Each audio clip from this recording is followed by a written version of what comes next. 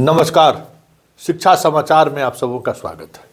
और आज हम शिक्षा समाचार में 2-3 बिंदु पर चर्चा करने जा रहे हैं।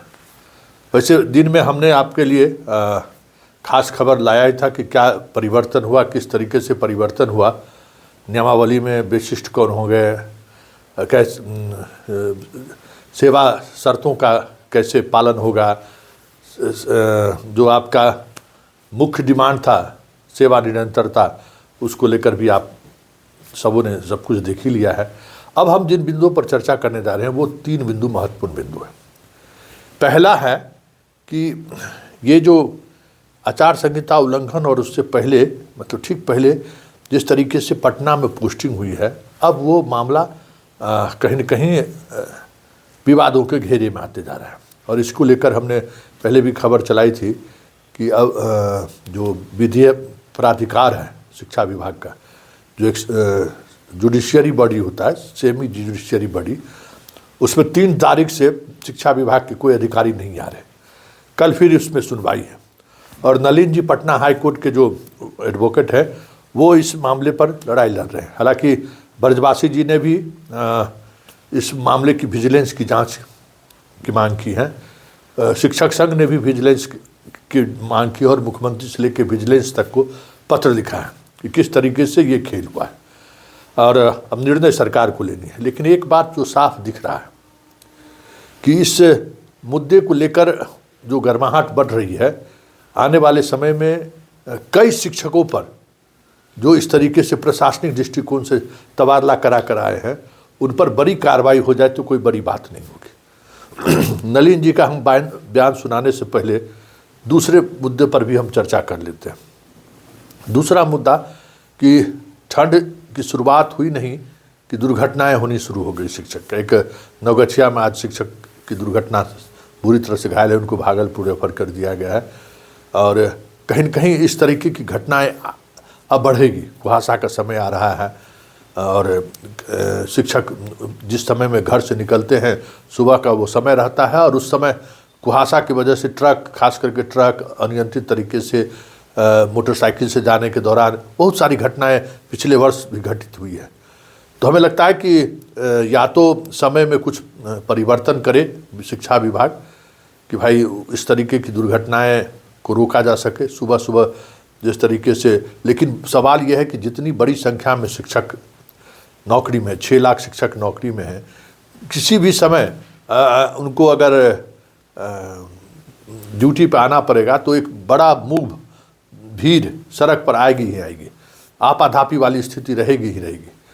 लेकिन बीच का क्या रास्ता हो सकता है, कुछ ऐसी व्यवस्थाएं हो जिनसे इस तरीके की घटनाओं को रोका जा सके।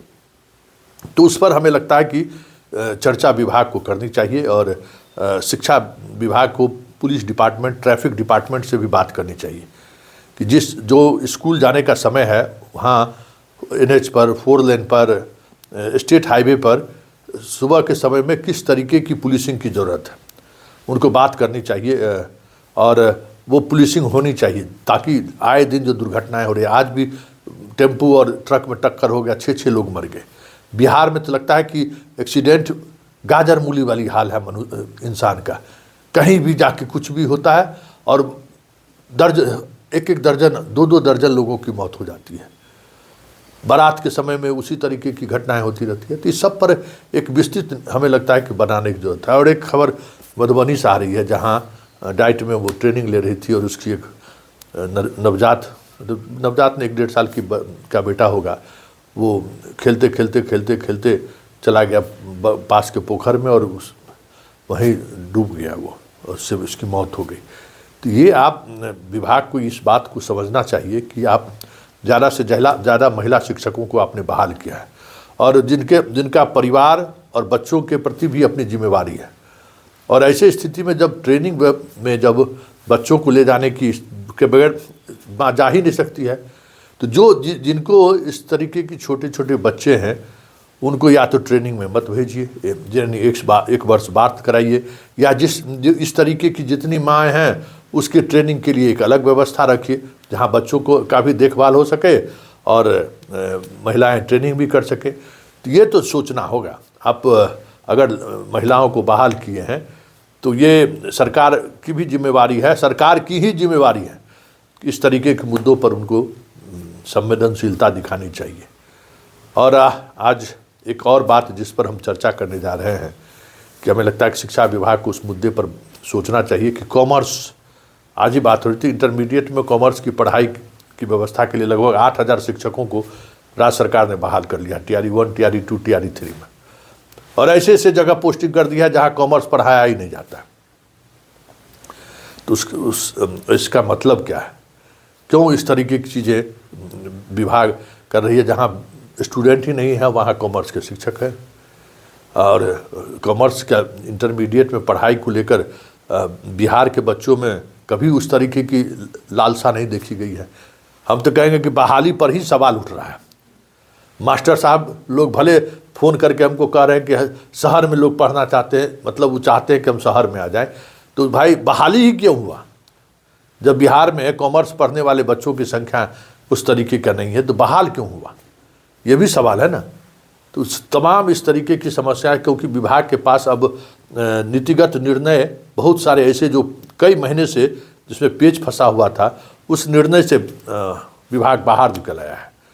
अब इन सब मुद्दों पर हमें लगता है कि गंभीरता से शिक्षकों को के हित में हम नहीं कर रहे हैं, छात्रों के हित में इस पर समग्रता से विचार करनी चाहिए। अब चलिए कार्यक्रम के अंतिम में चलते चलते नलिन जी की बात हम सुन लेते हैं। नलिन जी क्या कह रहे हैं कि किस तरीके से इस पूरे ट्रांसफ़र पोस्टिंग में खास करके पटना के पोस्टिंग में बड़ा खेल हुआ है, और उस खेल को लेकर जो एक न्यायिक लड़ाई की प्रक्रिया शुरू हुई है, उस प्रक्रिया में क्या खास है, जरा सुनते हैं। नलिन जी पटना हाई कोर्ट के को एडवोकेट हैं। विभाग में चुनाव आचार संहिता के लागू होने के ठीक पहले 5/10/2025 को शिक्षकों के ट्रांसफ़र के किए गए महाघोटाले के संबंध में आप लोगों से चर्चा कर रहा हूं।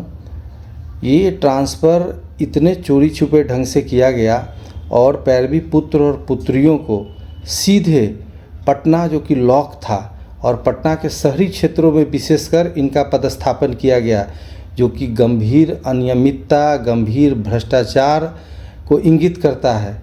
परंतु विभाग और सरकार के द्वारा इस पर कोई संज्ञान नहीं लिया गया, चूँकि इसमें विभाग के सबसे बड़े पदाधिकारी की घोर संलिप्तता है।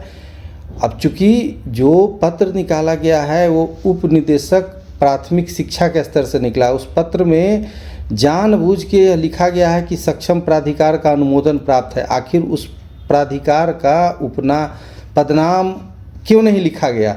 ये अपने आप में गंभीर प्रश्न खड़ा करता है।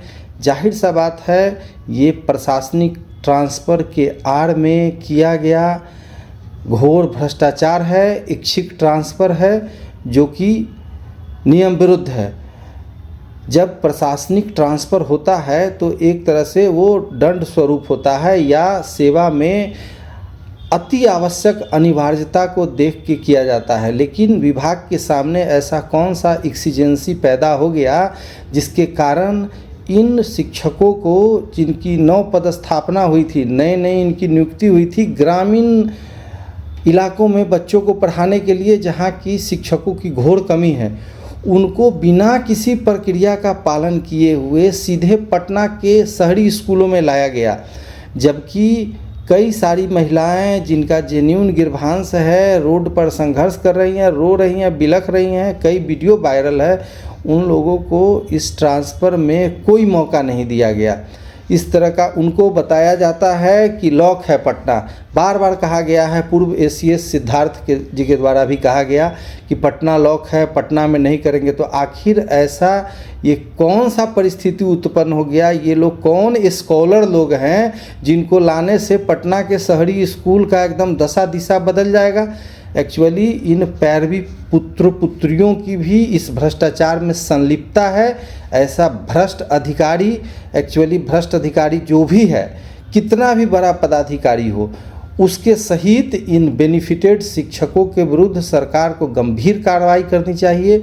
और इसके लिए हम लोग संघर्ष कर रहे हैं। मेरे द्वारा पर्सनल स्तर से अभी विभाग स्तर पर संघर्ष किया जा रहा है। विभाग का क्वेसी जुडिशियल फोरम होता है जहां की लोक शिकायत निवारण पदाधिकारी होते हैं जिनके पास मेरी सुनवाई चल रही है।